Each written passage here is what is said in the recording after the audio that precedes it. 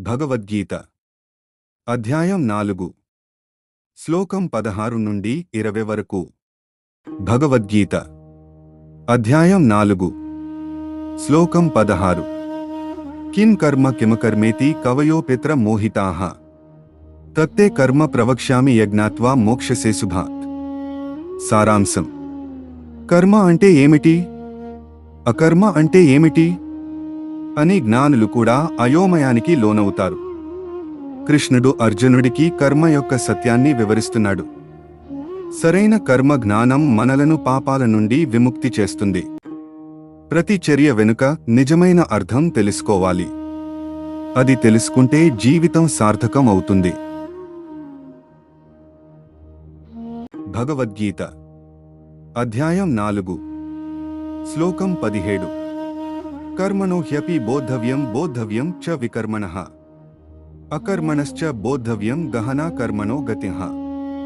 సారాంశం: కర్మ, వికర్మ, అకర్మ అనే 3 భావాలు తెలుసుకోవాలి. సరైన కర్మను, తప్పు కర్మను గుర్తించడం ముఖ్యము. అకర్మ అంటే లోపల లోతైన అర్థం కలిగినది. కర్మ యొక్క గమనం చాలా గూఢమైనది. ఈ జ్ఞానం జీవన మార్గాన్ని సరిచేస్తుంది. భగవద్గీత అధ్యాయం 4 శ్లోకం 18. కర్మణ్యకర్మ యః పశ్యేద కర్మణి చ కర్మ యః స బుద్ధిమాన్ మనుష్యేషు స యుక్తః కృత్స్నకర్మకృత్. సారాంశం: కర్మలో అకర్మను చూసేవాడు జ్ఞాని. అకర్మలో కర్మను గ్రహించేవాడు నిజమైన యోగి. అతడు సమతతో పనిచేస్తాడు. అతని చర్యలు బంధనానికి కారణం కావు. అతడే సంపూర్ణంగా కర్మను చేసినవాడు.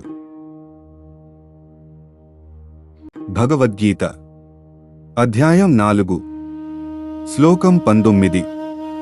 యస్య సర్వే సమారంభాః కామసంకల్పవర్జితా జ్ఞానాగ్నిదగ్ధకర్మాణం తమాహుః పండితం బుధాః. సారాంశం: అభిలాషలు లేకుండా చేసే కార్యాలు శుద్ధమైనవి.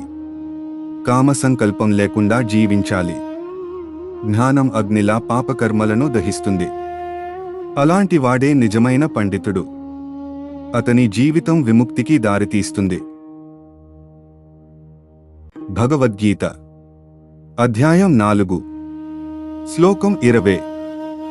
త్యక్త్వా కర్మఫలాసంగం నిత్యతృప్తో నిరాశ్రయః కర్మణ్యభిప్రవృత్తోపి నైవ కించిత్ కరోతి సహ. సారాంశం: కర్మఫలాలపై ఆసక్తి విడిచిపెట్టాలి.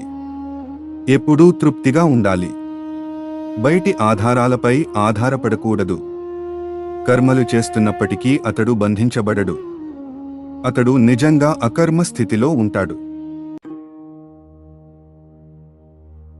ప్రతిరోజు భగవద్గీత శ్లోకాల కోసం మా ఛానల్ని సబ్స్క్రైబ్ చేసుకోండి. ఈ శ్లోకం మీకు నచ్చినట్లయితే మిత్రులతో షేర్ చేయండి. జై శ్రీకృష్ణ.